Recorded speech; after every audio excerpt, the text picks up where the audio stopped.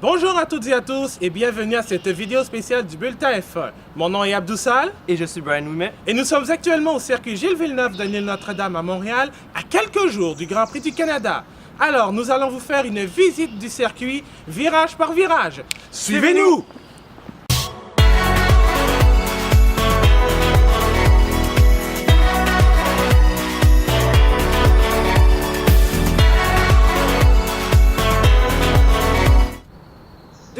Célèbre les 40 ans du Grand Prix du Canada au circuit Gilles Villeneuve. Malgré ses nombreuses modifications au cours des 40 dernières années, ce circuit reste le préféré parmi les pilotes, le personnel de la F1 et les fans partout dans le monde. Durant ses 4,361 km, ce circuit comporte 14 virages, regroupant tous et chacun une magnifique histoire.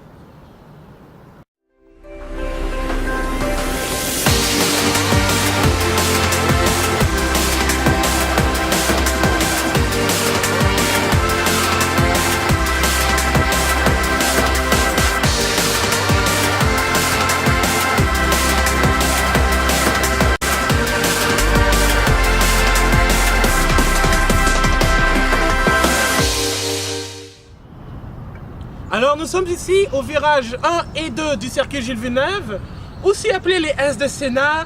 Évidemment, c'est le virage le plus important du circuit, puisque ici, avant la zone de freinage, les pilotes atteignent des vitesses d'environ 320 km/h. C'est aussi un endroit où les dépassements sont propices. On n'a qu'à penser par exemple à Daniel Ricciardo sur Sergio Perez en 2014, et par l'extérieur s'il vous plaît. Mais c'est aussi un endroit où des accidents sont parfois fréquents au premier tour, comme par exemple Alexander Wurz qui est parti en tonneau. Je ne sais pas si vous l'avez vu, mais si vous allez sur YouTube, vous pourrez le voir assez facilement. Mais aussi lors du dernier tour du Grand Prix du Canada 2014, l'accident entre Sergio Perez et Felipe Massa qui a carrément stoppé la course. Et ensuite, on a le virage 2 où se trouve la sortie des puits qui a été inaugurée en 2002 pour que les pilotes puissent rejoindre le circuit de manière sécuritaire. Et vous allez voir ici la partie rose, c'est l'ancienne sortie des puits. On l'a jugé un peu dangereux puisque ça menait directement vers le premier virage. On n'a qu'à penser à la fois où Schumacher est arrivé côte à côte à Frentzen en 98. Le tassant, Frentzen est sorti et il a dû abandonner. Et il était en colère.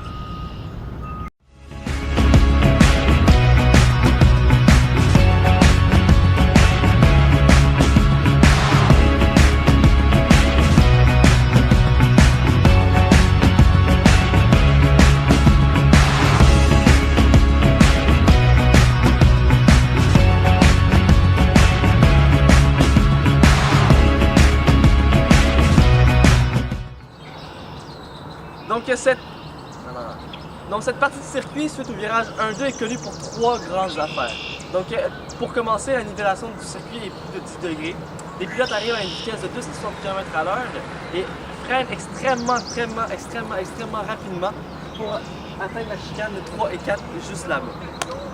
Il faut mentionner que cette courbe est très étroite et a fait partie de plusieurs accidents, dont un en 1980 de Jean-Pierre Jabouille qui a percuté le mur ici et a été blessé au niveau des deux jambes. Il faut aussi mentionner l'année passée l'accident entre la Haas de Romain Grosjean, la Toro Rosso de Carlos Sainz ainsi que la Williams de Felipe Massa. Aussi, il faut mentionner qu'au mur 4, les pilotes arrivent et frôlent le mur. Ça a été partie de l'accrochage. Ça a été une des raisons pourquoi il y a eu un accrochage entre Alonso et Button en 2011.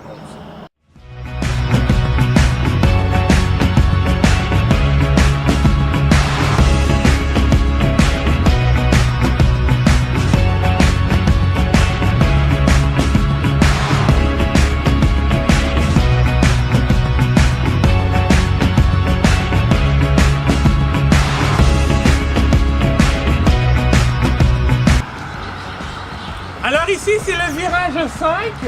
Il n'y a pas trop de choses à dire, c'est juste une courbe rapide qui mène vers le virage 6 et la fin du premier secteur. Le seul point historique qu'on peut dire sur ce virage 5, c'est l'accident d'Olivier Panis en 97. Il s'est blessé aux deux jambes, a manqué une grande partie de la saison. Et cet accident en question a mis fin au Grand Prix du Canada, je pense aux alentours du 57e, 58 ou 59e tour. Alors on se dirige tout de suite vers le virage numéro 6.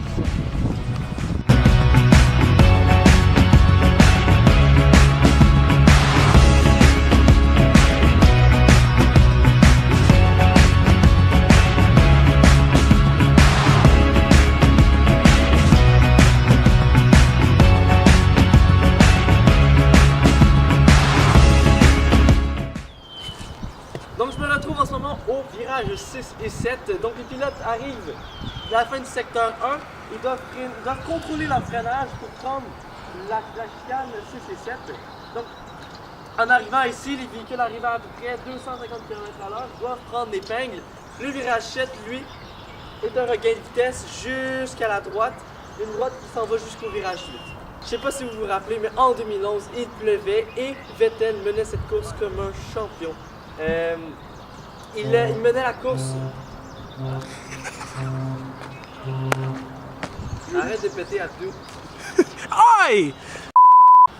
Je sais pas si vous vous rappelez, mais en 2011, le Grand Prix du Canada était inondé. Vettel menait la course comme un champion jusqu'au dernier tour, où est-ce qu'il s'en vient au virage 6, contrôle mal son freinage et se met à glisser, laissant filer Button entre ses doigts et lui terminant amèrement en deuxième position.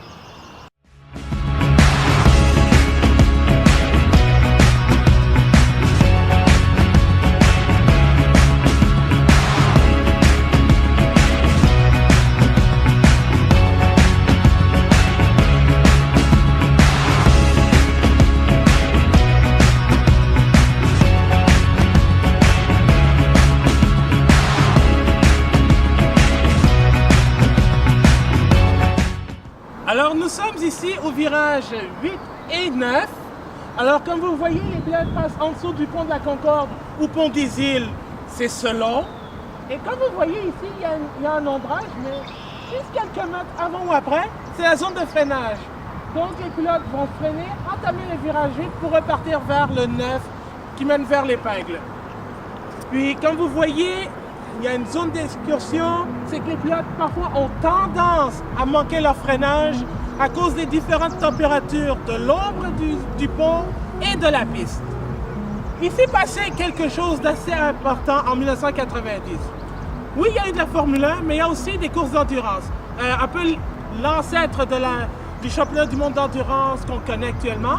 En 90, le pilote Jesus Pereira, au volant d'une Porsche, a vu une bouche d'égout rentrer dans son véhicule. Il était sur la droite, la bouche d'égout est rentrée sur la gauche. Il percute d'autres véhicules, aboutit ici dans la zone de dégagement et cela provoque un incendie. Ça met fin à la course et ceci était la seule et unique course d'endurance internationale à Montréal, puisque Pereira et son équipe ont poursuivi les organisateurs. La bouche d'égout n'était pas bien vissée et ce qui était supposé être une course de 5 ans s'est terminé en une édition ratée. Et comme vous voyez ensuite, le virage 9 amène vers l'épingle. Il faut faire très attention au mur, l'effleurer pour aller chercher de la vitesse pour que vous puissiez aller sur l'épingle et repartir vers la ligne de départ arrivée.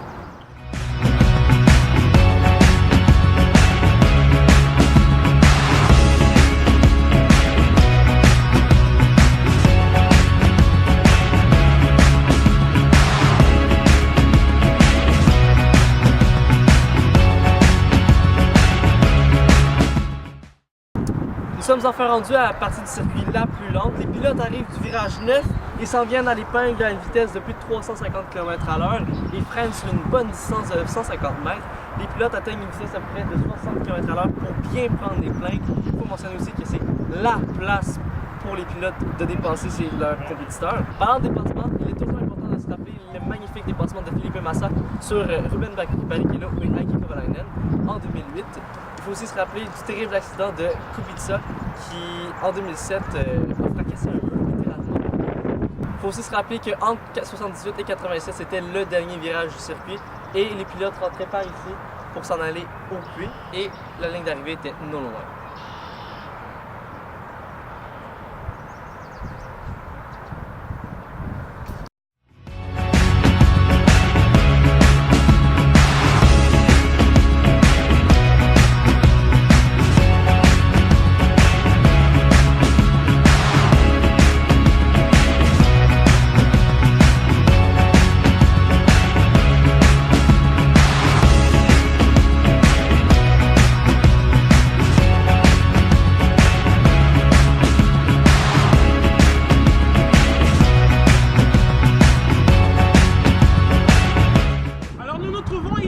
sur la droite du casino, la plus longue ligne droite du circuit, où les pilotes atteignent des vitesses jusqu'à 360 km/h avec ou sans DRS. Mais ça n'a pas souvent été une longue ligne droite. De 78 à 86, c'était une petite montée vers la droite avant de replonger vers la gauche.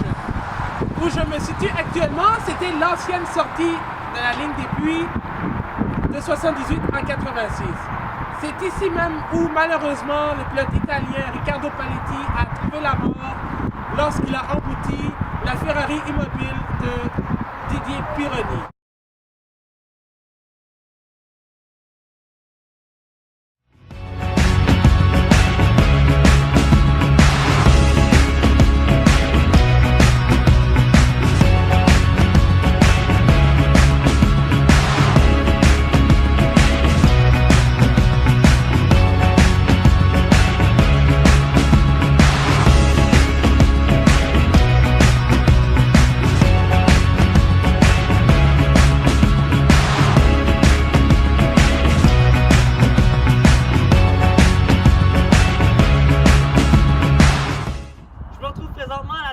Chicane du circuit Gilles Villeneuve au virage 13 et 14. Donc je suis principalement ici pour parler d'une chose, le mur des champions. Le mur des champions, ça le dit, tout le monde l'a embrassé. Ce que je veux dire par tout le monde l'a embrassé, Michael Schumacher, Jacques Villeneuve, Damon Hill, Rosberg, Vettel, Button l'ont tout embrassé, ils l'ont tout frôlé ou l'ont tout percuté. En fait, ce mur-là est très populaire parce que beaucoup de pilotes ne gagent pas leur frein, gagent pas leur freinage et arrivent ici à pleine vitesse, dérapent un tout petit peu et bang, cogne.